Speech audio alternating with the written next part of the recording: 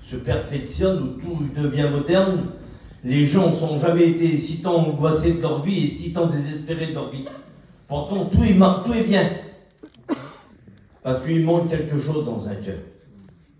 Il manque quelque chose de particulier dans un cœur. Il manque Jésus. On peut tout avoir, on n'est pas contre, vous savez, on n'est pas des imbéciles, excusez-moi du mot, mais on peut tout posséder, c'est pas défendu de l'avoir. Et ça compte pas un cœur. C'est pas l'essentiel. On peut avoir le plus beau des matelas, le plus cher que vous voulez, épais comme ça. Il y a plein de chiens dans le matelas ici. C'est pas ça qui va vous donner le sommeil. On peut avoir la plus belle auto et c'est pas défendu de l'avoir. C'est pas ça. On l'a et 6 mois après, ça va plus. La seule chose qui comble un cœur, qui comble une vie, où on peut dormir tranquille, parce que c'est ça que le monde recherche aujourd'hui. C'est la tranquillité. Vous n'êtes pas des hommes de guerre comme moi, on n'est pas des hommes de guerre, on n'est pas des hommes, non. On veut la paix, mais dans le monde, on ne se trouve pas la paix. Le monde, c'est toujours donner, aimer, donner pour avoir, donner pour recevoir. Tu m'aimes, je t'aime, c'est ça le monde qu'on vit. Le monde marche que par l'intérêt. Mais si vous connaissez la grâce de Dieu et l'amour de Dieu, il n'y a pas la plus belle chose qu'on est un chrétien. Pas qu'on est mieux que les autres, pas qu'on est mieux que vous, non. Ce qui fait de notre valeur à nous, c'est pas parce qu'on est de telle famille ou de telle famille, non. Parce qu'on possède ça dans nos cœurs. Parce qu'on possède Jésus. C'est ça la valeur de nos vies, c'est ça. Et en plus, Jésus comble les cœurs. Ce soir, vous savez, j'ai marqué des choses, mais vous savez, moi, j'arrive jamais à prêcher ce que je marque. Alors, je sais pas, mais on verra, on va le laisser faire à lui. Parce que lui, il sait parler au cœur. Lui, il sait parler aux vies. Il sait ce que ton cœur a besoin. Pourquoi on se trompe, nous? Parce que nous, on se fie à l'apparence. On regarde à tout ce qui brille, à tout ce qui est beau, à tout ce qui est bien. Et puis derrière cette belle façade-là, il y a des cœurs brisés, déchirés, qui dorment pas, qui sont dans la dépression, qui sont obligés de boire pour dormir, qui sont obligés de prendre des cachets pour dormir. Mais ce soir, celui qui comble les cœurs, il s'appelle Jésus. Moi, je ne prêche pas longtemps. Je vais vous dire ce que le Seigneur a mis sur mon cœur simplement. Le monde qu'on vit aujourd'hui, c'est un monde rapide. C'est un monde qu'il faut toujours courir. Dans le monde, il n'y a pas de repos.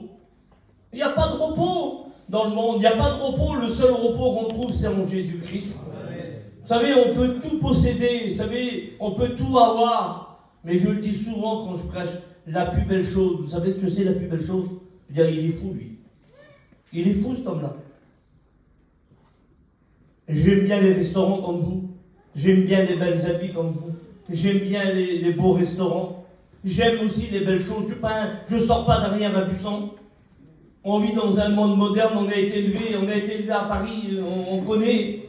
Mais pour moi, la plus belle chose, vous savez ce que c'est la plus belle chose? C'est d'être bien dans sa peau. Amen. C'est de pouvoir manger tranquille avec la paix de Dieu. Manger un plat de pâtes, manger ce que vous voulez, mais avec la paix de Dieu, avec sa famille. Aujourd'hui, le monde essaye de détruire les familles. Le monde essaye de rentrer dans les familles et désunir les familles. Il y a des frères, des sœurs qui ne se parlent plus. Il y a des familles qui sont déchirées par les choses de la vie. Mais celui qui répare les cœurs, celui qui répare les familles, il est là ce soir. Et il s'appelle Jésus. Il n'y a pas d'autre nom, c'est la Bible qui dit, il n'y a pas d'autre nom. C'est pas un pasteur, c'est pas le monde qui va vous changer la vie. C'est Jésus qui change un cœur. C'est Jésus qui veut donner à ton cœur s'il a besoin. Vous savez, j'ai regardé comme tout serviteur de Dieu, je médite, je prie, je fais ce que le Seigneur me demande comme tous mes frères. Mais j'ai reçu un mot de Dieu et je voudrais le partager avec vous ce soir. J'ai reçu un mot de Dieu, c'est peut-être pour une personne. Vous savez, la Bible, elle dit, dans le monde, il faut faire plein de choses. Vous avez vu un mariage, ça dure 15 jours de préparation. Et on va dans le mariage, ça dure 3 heures. Aujourd'hui, tout est bizarre aujourd'hui. Un repas, c'est compliqué aujourd'hui. Parce qu'il faut tout soit adapté à la table, aux chaises, aux pots de fleurs, aux verres, aux fourchettes, tout de la même couleur. C'est ça, le monde est compliqué aujourd'hui. Mais un mot de Dieu peut changer ta vie ce soir. Un mot du Seigneur peut changer ta vie. Alors, regardez ce verset de la Bible, parce qu'on se sert de la Bible. Parce que c'est pas un conte de fées. C'est pas une histoire qu'on est vous raconter ce soir. C'est pas une histoire, c'est vrai. Vous l'avez écouté ce soir. Le Seigneur change les cœurs. Le Seigneur change les vies. Et il est capable de le faire ce soir. Il est capable de changer ta vie. Il est capable de changer ton cœur. Il est capable de t'apporter ce que ton cœur désire. Alors regardez ce verset de la Bible. Dans l'évangile de Luc 6 et au verset 46. Voilà ce qu'il est dit. Et c'est Jésus qui parle. Il dit, regardez, pourquoi? C'est une question qui vous pose à vous. Pourquoi m'appelez-vous Seigneur, Seigneur, et ne faites pas ce que je vous dis?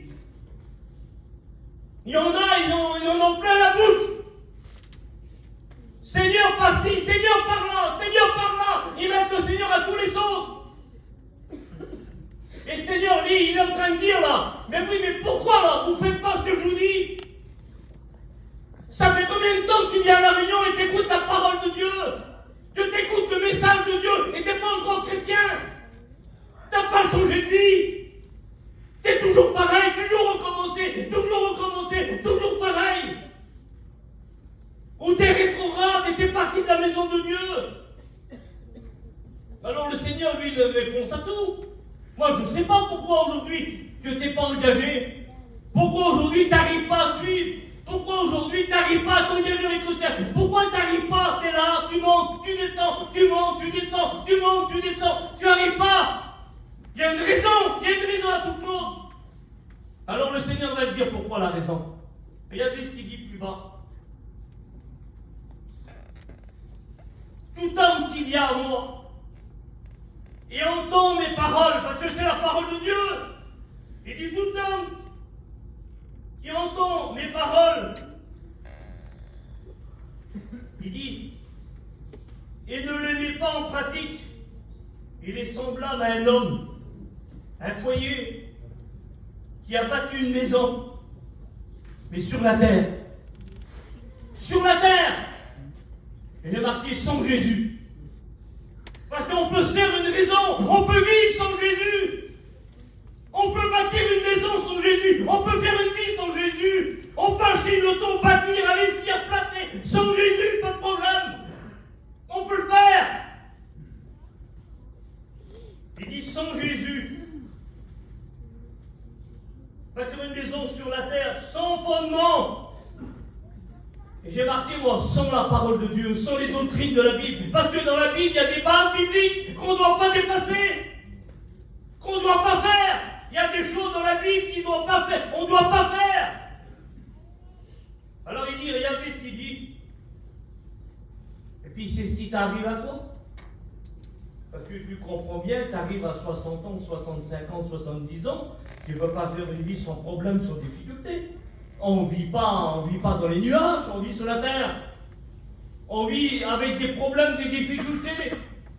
Il dit, regardez ce qui arrive. Sans Jésus et sans base biblique, sans repère. Parce que la Bible est un repère pour les chrétiens. La Bible, elle est un repère, elle est un point de mire pour nous. Parce que la Bible va nous emmener au ciel. Alors, qu'est-ce qui se passe?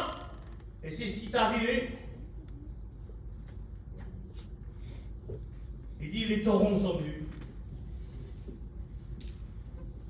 C'est rué contre elle. Tu ne l'as pas vu arriver. Tu ne l'as pas prédit, tu ne l'as pas vu. Pourtant, tu es un homme intelligent.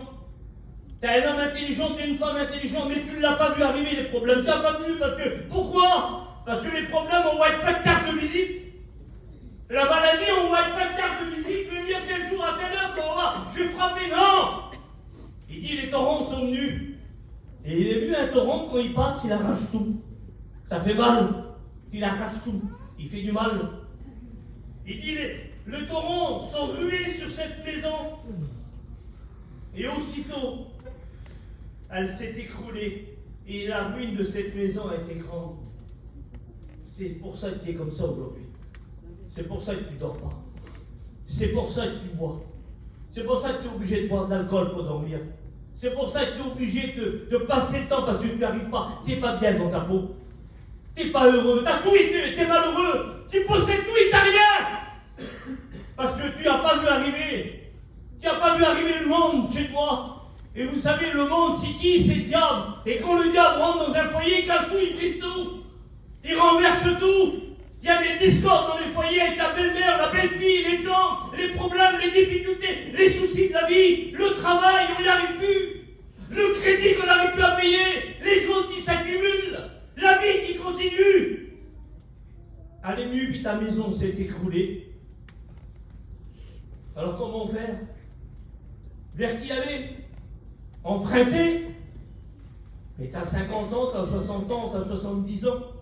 Tu ne vas pas prendre 30 ans de crédit. Comment tu vas faire pour t'en sortir? Comment tu vas y arriver? Comment tu vas faire pour t'en... J'ai mis toute mon espérance, tous mes projets étaient là. Et puis d'un seul coup, là, une misère, un problème, une difficulté, et tout s'est écroulé. Et ma maison, elle était en ruine.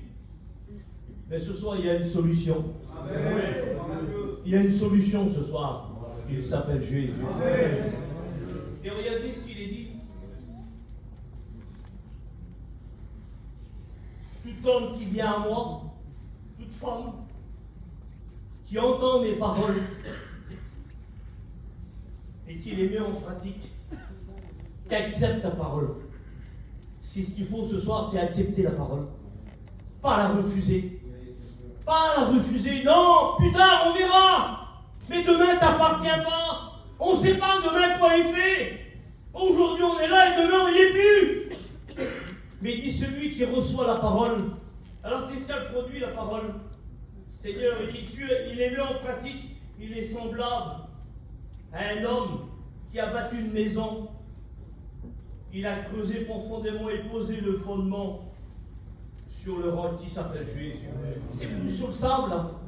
C'est plus sur le sable, c'est pas comme nous on a voulu, mais sur le roc qui s'appelle Jésus, avec un fondement, avec la parole de Dieu, avec les bases bibliques. Les doctrines de la Bible. Il dit les mêmes choses sont venues. Une inondation est venue. Les torrents sont venus. Ces ruées contre cette maison sont incapables de la faire tomber parce qu'elle était bien bâtie. Voilà ce qu'il faut que tu fasses ce soir. Il faut que tu demandes au Seigneur qui rentre dans ton cœur. C'est simple la parole de Dieu. Je ne vais pas parler en grec, en hébreu, je ne sais pas. Et j'ai reçu un mot de Dieu. J'ai reçu un mot du Seigneur. Le Seigneur m'a parlé. Et je voudrais le dire dans la liberté ce soir. Vous savez, j'ai lu la parole comme tout serviteur de Dieu, puis le Seigneur m'a parlé hier. Et puis je voudrais expliquer. Donnez-moi 5 minutes et j'arrête. Vous voyez, il n'est pas tard. Il est 10h moins le quart. À 10h moins 10, j'arrête. Et ça, c'est pour quelqu'un qui est là. Que le Seigneur ne parle pas aux absents. Il parle à celui qui est là. 2 Samuel, chapitre 9. C'est David qui nous représente Jésus, si vous voulez. Il s'adresse à quelqu'un. Il dit, y a-t-il quelqu'un? Y a-t-il quelqu'un dans la maison? Il parle de Saül. Mais moi j'ai mis, y a-t-il quelqu'un dans la maison de Dieu ce soir?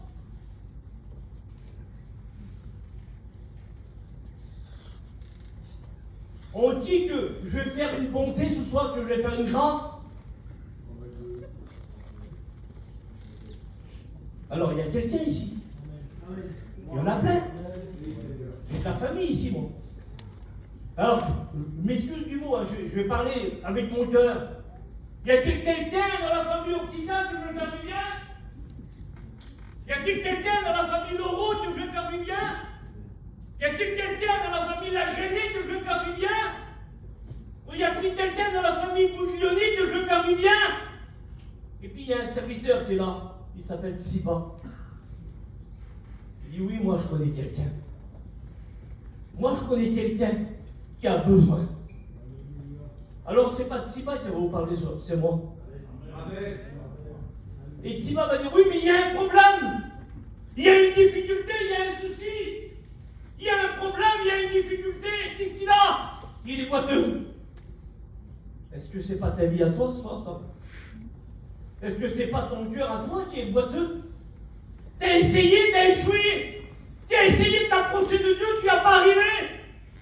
Il dit qu'il est boiteux des deux pieds, il est perclus. Il n'y arrive pas. Il n'y arrive pas, il ne peut pas y arriver. Est-ce que t'as essayé de t'en sortir? T'as essayé de faire, mais tu peux pas. Parce que t'es boiteux. Tu n'y arriveras pas.